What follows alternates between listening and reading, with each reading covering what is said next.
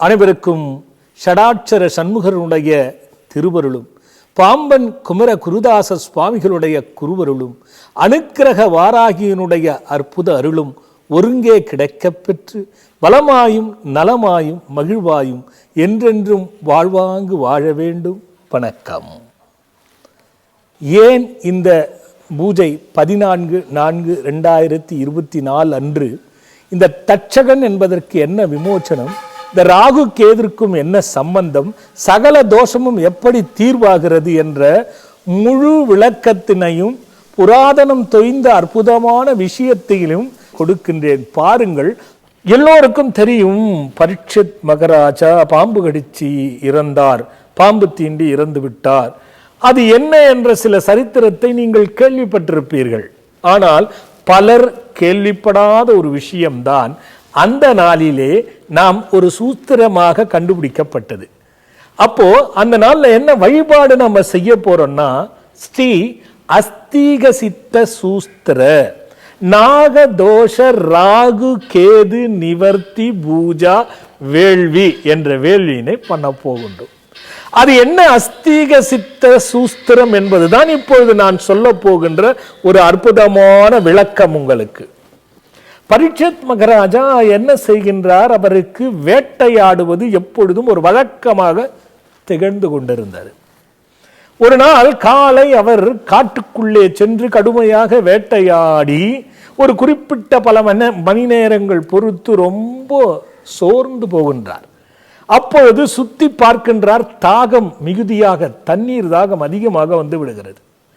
காட்டிலே சுத்தி பார்க்கும் பொழுது எங்கிலும் தண்ணீர் கிடைக்கவில்லை. அப்படியே ஆயாசமாக ஒரு மரத்தடியில் சாய்ந்து எதிரிலே பார்க்கின்றார். அங்கே ஒரு சிறிய குடில் ஆசிரமம் அமைக்கப்பட்டு இருக்கிறது. தண்ணீருக்காக அந்த தாகத்திலே அந்த ஆசிரமத்தை நோக்கி செல்லுகின்றார் பரீட்சித் மகாராஜா.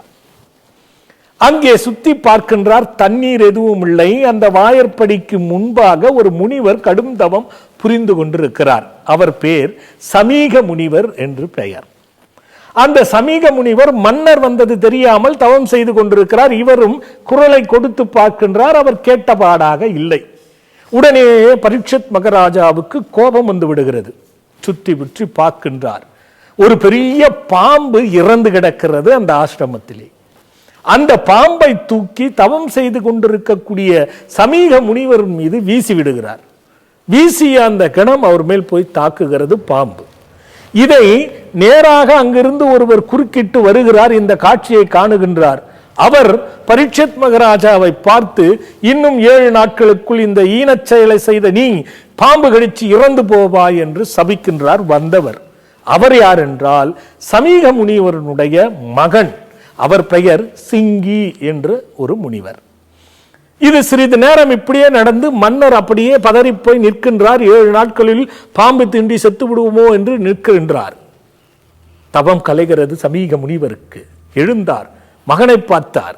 ஏண்டா சிங்கா, இப்படி ஒரு சாபத்தை அவருக்கு கொடுத்து விட்டாயே, மன்னர் கிளம்பிய அந்த மனவேதனையில் அரண்மனை சென்று விட்டாரே, அவர் நம் நாட்டு மன்னரடா, அவருடைய எல்லைக்கு உட்பட்டு தாண்டா நாம் ஆசிரமே வைத்துக் கொண்டிருக்கிறோம், அவரால் தான் நாம் வாழ்ந்து கொண்டிருக்கிறோம், அவரை போய் இப்படி சபித்து விட்டாயே, வா போய் மன்னிப்பு கேட்கலாம் என்று இருவரும் சென்று அரண்மனை வருகிறார்கள்.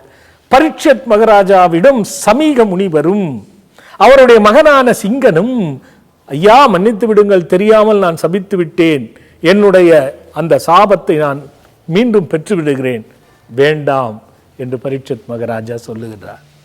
நான் செய்தது தவறு, இந்த தவறுக்கான தண்டனையை நான் அனுபவித்தே தீர வேண்டும், ஆகையால் விட்டுவிடுங்கள், 7 நாளில் என்னை நாகம் தீண்டி இறந்தாலும் பரவாயில்லை என்று சொல்லிக்கொண்டே இருக்கும் பொழுது விஷயத்தை பாருங்க.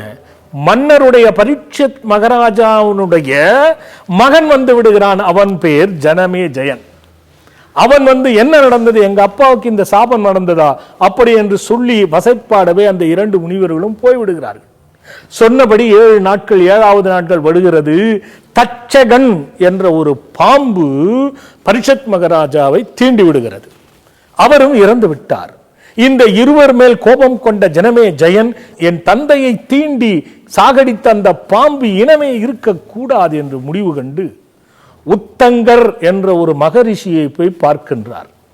அந்த உத்தங்கர் என்ற மகரிஷி எப்பேற்பட்ட சர்பத்தையும் தன் வசப்படுத்தி அதை அதற்கான வழிபாடுகள் அழிப்பதற்கான மகா பலம் பொருந்திய ஒரு மந்திர வித்தைகளை தெரிந்த ஒரு மனிதர், ஒரு மகான். அவர் அந்த உத்துங்கர் என்பவர்.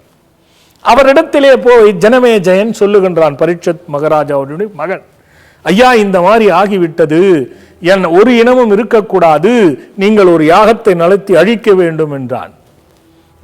இளவரசனாச்சே என்று அவர் ஒரு யாகத்தை வளர்த்து, ஒரு சர்பகண்டி யாகம் போல ஒரு யாகத்தை செய்து, யாகத்தில் மந்திரம் சொல்ல சொல்ல சொல்ல கொத்து கொத்தாக கொத்து கொத்தாக கொத்து கொத்தாக வந்து நாகமெல்லாம் அதில் விழுந்து அழிந்து போய்விடுகிறது, இறந்து போய்விடுகிறது, எரிந்து பஸ்மமாகி விடுகிறது. கடைசியாக ஒரே நாகம்தான் இருக்கிறது, தட்சகன் என்ற நாகம். இந்த தட்சகன் என்ற நாகம் அனைத்து நாகத்திற்கும் தலைமை பீடமாக இருக்கக்கூடியது. எந்த கடவுளிடத்திலே பாம்புகள் இருந்தாலும் அது தட்சகனுக்கு சம்பந்தப்பட்ட பாம்புகள் என்பதனால் தேவர்களுக்கும் முனிவர்களுக்கும் தேவர்களுக்கும் அங்கே இருந்த இந்திராதி தேவர்களுக்கு எல்லோருக்குமே பயம் வந்து விடுகிறது. தட்சகன் அழிந்து விட்டால் பாம்பினம் அழிந்துவிடும், பாம்பினம் அழிந்து விட்டால் நமக்கும் பிரச்சனைகள் வந்துவிடும், என்ன செய்வது என்று பரமாத்மா விஷ்ணுவிடத்திலே போய் சரணடைகிறார்கள்.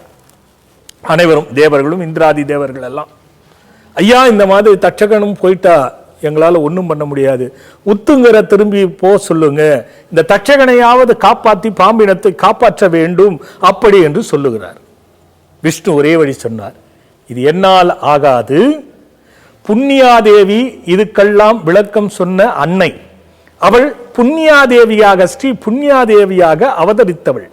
அவள்தான் இந்த சர்பத்தினுடைய இப்போது நான் படுத்துக் கொண்டு இருக்கக்கூடிய ஆதிசேஷன் கூட அதை சம்பந்தப்பட்டு அந்த அன்னையினுடைய அருளை பெற்றவன் தான். ஆகையால் அந்த அன்னையை உபாசனை செய்து அனைத்தையும் இந்த நாகத்திற்காக கட்டுப்படுத்தக்கூடிய சக்தியை பெற்றவர் ஸ்ரீ அஸ்தீக முனிவர். இங்கதாங்க விஷயம், ஸ்ரீ அஸ்தீக முனிவர். அவரை போய் சரணடையுங்கள், இதற்கு விளக்கம் கிடைக்கும், உடனே போங்கள் அப்படி என்று விஷ்ணு பரமாத்மா சொல்லுகின்றார்.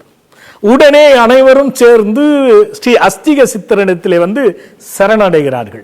அப்படி சரணடையும் பொழுது அஸ்திக சித்தர் விவரத்தை கேட்கின்றார். அப்படியா உத்துங்கா நீ நிறுத்து அப்படி என்று சொல்லுகிறார்.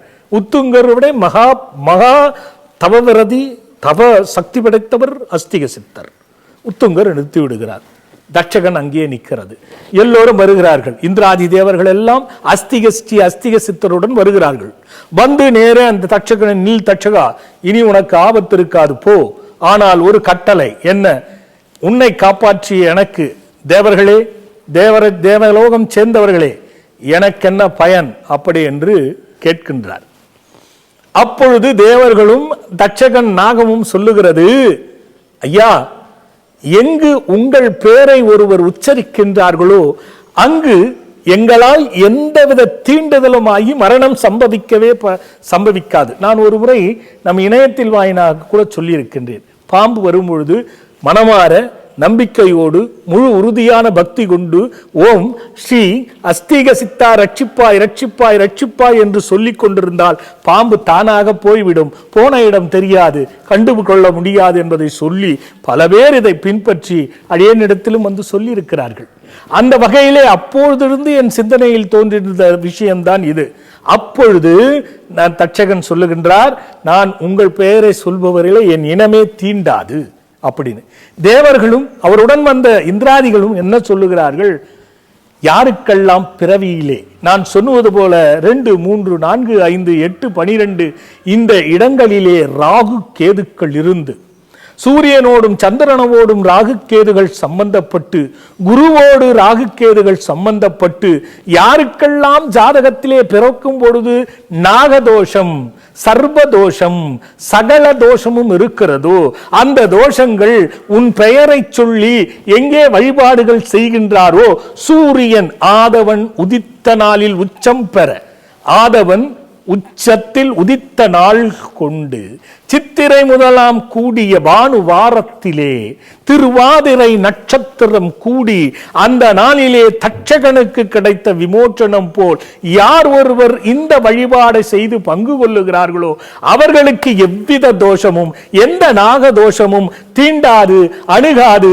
அப்படியே அணுகி வேதனைப்பட்டிருந்தாலும் இந்த பூஜையில் தன்னை முழுமையாக ஈடுபடுத்திக் கொண்டால் அது விலகி போகும் என்பதை தான் இந்த ஸ்ரீ அஸ்தீக சூஸ்திரத்தில் வடிவமைக்கப்பட்டிருக்கிறது.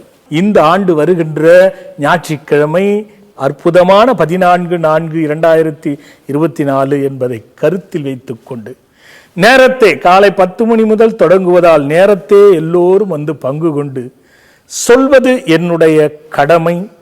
யாருக்கெல்லாம் குலகுலமாக பிறந்து புண்ணிய பெற்றிருக்கிறீர்களோ அவர்களுக்கு ஸ்ரீ புண்ணியா தேவியினுடைய மனப்பூர்வமான அருள் நம் ஷடாட்சர சண்முகன் வாயிலாகவும் அனுக்கிரக வாராகியின் வாயிலாகவும் அசிதாங்க பைரவரின் வாயிலாகவும் யோக கணநாதர் வாயிலாகவும் எல்லாம் அல்ல பரம்பொருளாய் உள்ளத்தை ஆட்கொண்டருள்பாலிக்கும் பாம்பன் சுவாமிகளுடைய குருவருளாலும் உங்களுக்கு புண்ணியம் இருப்பின், புண்ணியத்தால் பிறந்திருப்பின் இதில் பங்கு கொள்ள முடியும் என்பதை சொல்லி அனைவரும் இதனை கண்டு அலைபேசியில் தொடர்பு கொண்டு முன் அனுமதி பெற்று கட்டணத்தை அறிந்து பங்கு கொண்டு பலனும் பயனும் அடைய வேண்டும் என்று கூறி நல்லதொரு பதிவோடு அடுத்த பதிவில் பார்க்கிறேன்.